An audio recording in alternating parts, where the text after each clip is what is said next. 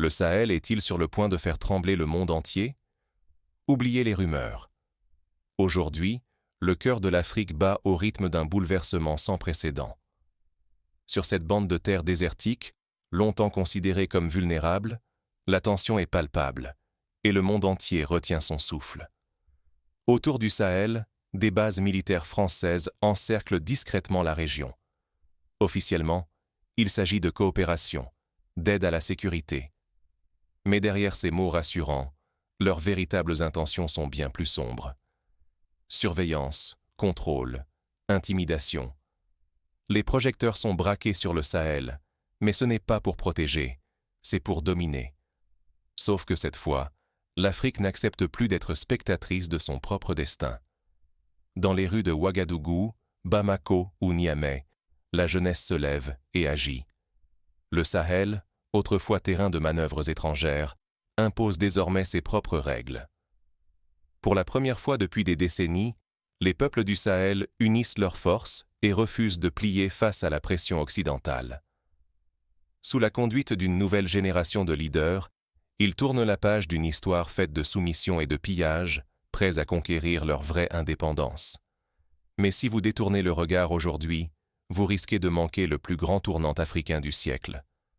Ce qui se joue au Sahel impactera directement l'avenir, la liberté et les ressources du continent tout entier.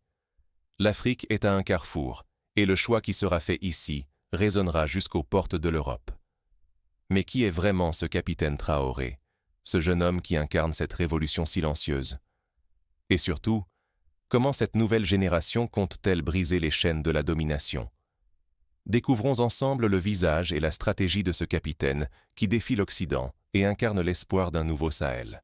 Pourquoi la France, après des décennies de soi-disant coopération, tremble-t-elle aujourd'hui devant le Sahel?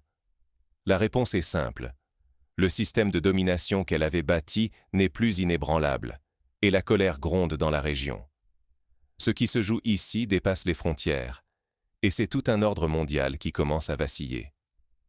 Pendant plus d'un demi-siècle, la France a régné sur ses anciennes colonies en Afrique de l'Ouest, grâce à des leviers puissants. Elle contrôlait la monnaie, le franc CFA, imposait ses entreprises sur l'or, l'uranium, le pétrole, et décidait même des orientations politiques à suivre. Ces pays, officiellement indépendants, restaient sous tutelle. La véritable souveraineté leur échappait encore. Le Sahel, longtemps présenté comme une bande aride et pauvre, se retrouve aujourd'hui au cœur des enjeux mondiaux. C'est ici, sur ces terres que l'on disait condamnées à la misère, qu'un immense réveil africain prend naissance. Les populations, portées par une jeunesse déterminée, rejettent l'image de passivité et réclament le contrôle sur leurs propres richesses. Pour maintenir sa mainmise, la France a déployé dans le Sahel plusieurs bases militaires officielles, mais en réalité conçues pour surveiller, encercler et parfois même étouffer toute velléité d'émancipation. Et elle n'est pas seule. Des pays voisins, souvent complices par intérêt ou pression, ont laissé s'installer ce dispositif, pensant y trouver leur compte. Mais la donne a changé. Depuis que le Mali, le Burkina Faso, le Niger et d'autres redressent la tête, l'Occident voit ses intérêts menacés. Car perdre le Sahel, c'est perdre l'accès à des milliards en or, en uranium, en pétrole, ces ressources vitales qui alimentent l'économie française et européenne. Ce qui se joue ici, ce n'est pas seulement une question de prestige, mais de survie économique pour Paris et ses alliés. Laisser perdurer ce statu quo, c'est accepter la poursuite du pillage, la dépendance et l'humiliation. Mais aujourd'hui, une rupture historique est en marche, et la situation est explosive. Partout, la jeunesse réclame justice, et même les armées ne veulent plus servir des intérêts étrangers. Mais cette fois, l'histoire change de camp, et le premier acte de la rébellion vient d'un homme et de son armée. Tout commence véritablement lorsqu'un jeune capitaine, Ibrahim Traoré, décide de défier l'ordre établi et d'armer son peuple pour briser la domination étrangère. Découvrons comment il a déclenché une onde de choc dans toute la région. Le vent a tourné. Traoré arme son peuple et défie ouvertement Paris et Washington.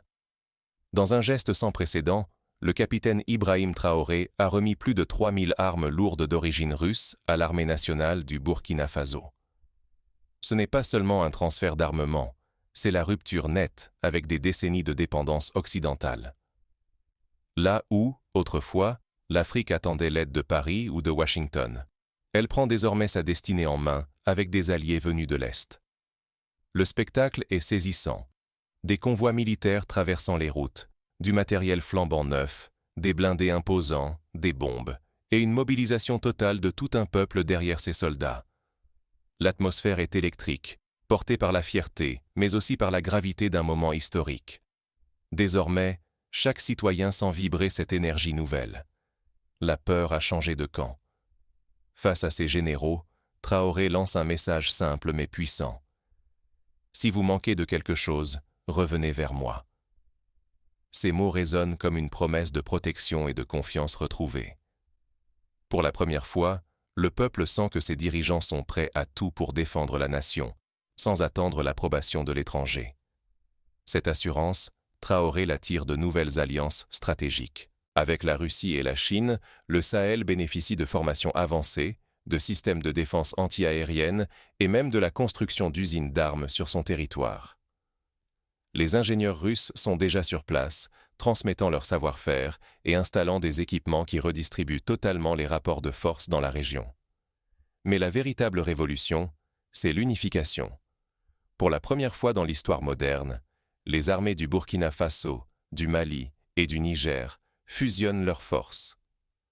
La population tout entière est mobilisée.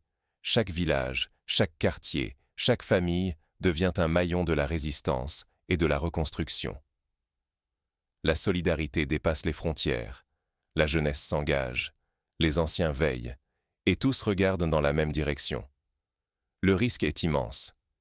Si cette vague échoue, les anciennes puissances reviendront avec leur lot de répression, de pillage et de domination. Mais si elle réussit, c'est tout le continent africain qui pourrait basculer. La suprématie française s'éteindrait et l'Afrique écrirait enfin ses propres règles. Ce souffle de liberté commence à faire tache d'huile, porté par la détermination et l'audace d'un peuple qui refuse l'humiliation. Les regards du monde entier se tournent vers le Sahel, témoin d'une révolution qui ne fait que commencer. Mais jusqu'où cette révolution peut-elle aller ? Le vent de la révolte souffle déjà au-delà du Sahel, et ses conséquences pourraient bouleverser l'ordre mondial. Le feu de la seconde indépendance se propage-t-il déjà au-delà du Sahel ? Oui. Madagascar vient tout juste de renverser son président pro-français. Ce n'est plus un simple mouvement régional. L'onde de choc atteint désormais l'Afrique centrale et australe. Partout, la jeunesse observe, s'organise et s'inspire du courage sahélien. Ce soulèvement n'est pas sans conséquences pour la France.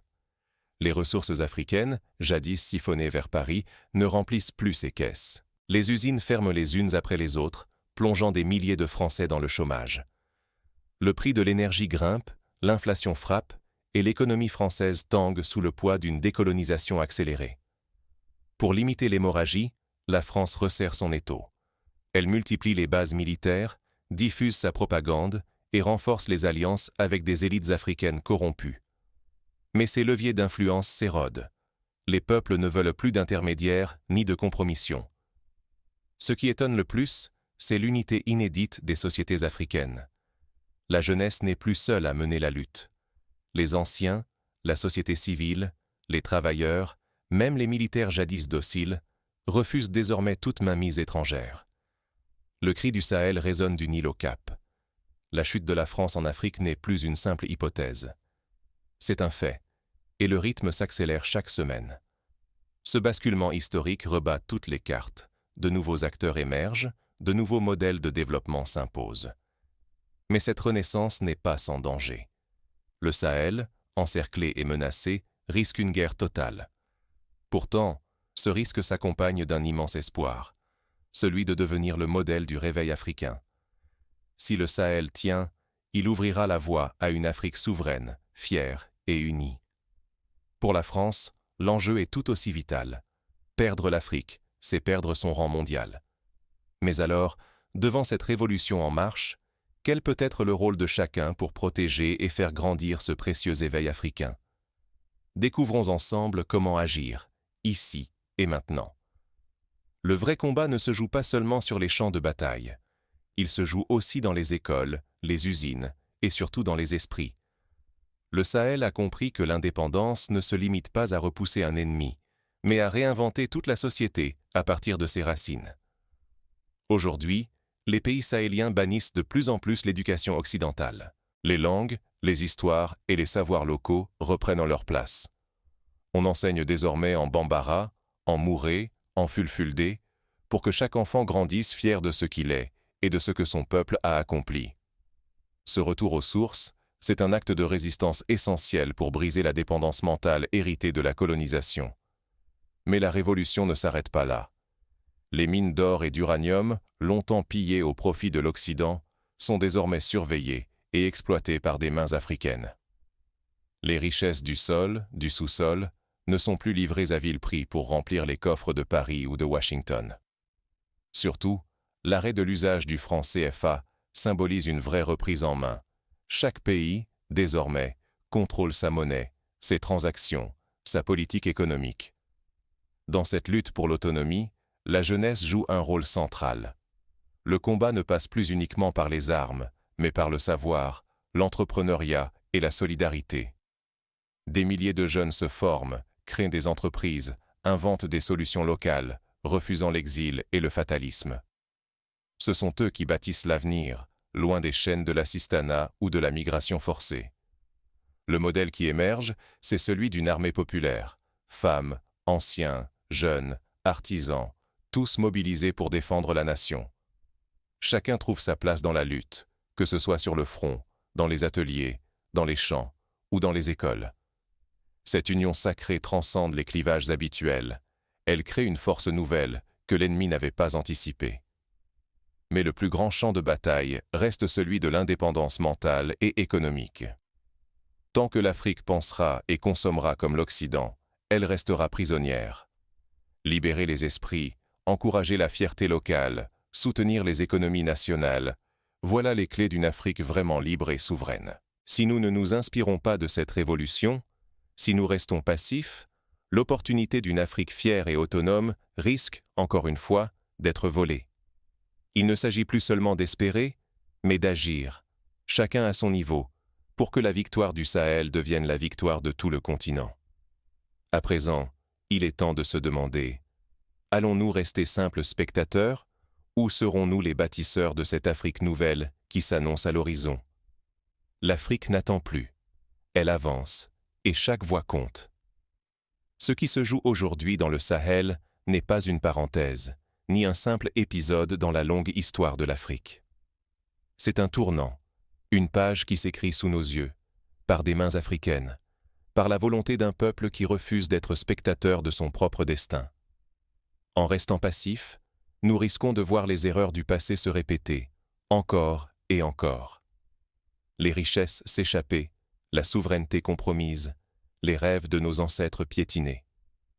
Mais en s'engageant, même modestement, chaque citoyen devient architecte de l'héritage que nous laisserons à nos enfants. La révolution du Sahel n'est pas portée par un seul homme ou par une poignée de militaires. Elle vit dans l'audace d'une jeunesse qui refuse la fatalité, dans le courage des femmes et des hommes qui osent espérer une Afrique maîtresse de son avenir. Les chaînes coloniales tombent, non dans le bruit d'un triomphe arrogant, mais dans le silence de décisions courageuses et d'actions concrètes. Chacun a un rôle à jouer. Refuser la désinformation, s'informer, soutenir ceux qui agissent, construire, entreprendre, transmettre. Le vent nouveau qui souffle sur le Sahel ne s'arrêtera pas à ses frontières. Il invite chaque Africain, chaque ami de la souveraineté, à devenir acteur du changement. Nul ne peut dire de quoi demain sera fait. Mais une certitude s'impose. L'Afrique avance, fière, lucide, déterminée. Le monde nous regarde, certains avec inquiétude, d'autres avec admiration. L'histoire s'écrit maintenant. À nous de choisir, collectivement, entre l'indifférence et l'engagement, entre le souvenir amer et la promesse d'un renouveau. Car ce qui naît aujourd'hui dans le Sahel, c'est la possibilité d'une Afrique libre,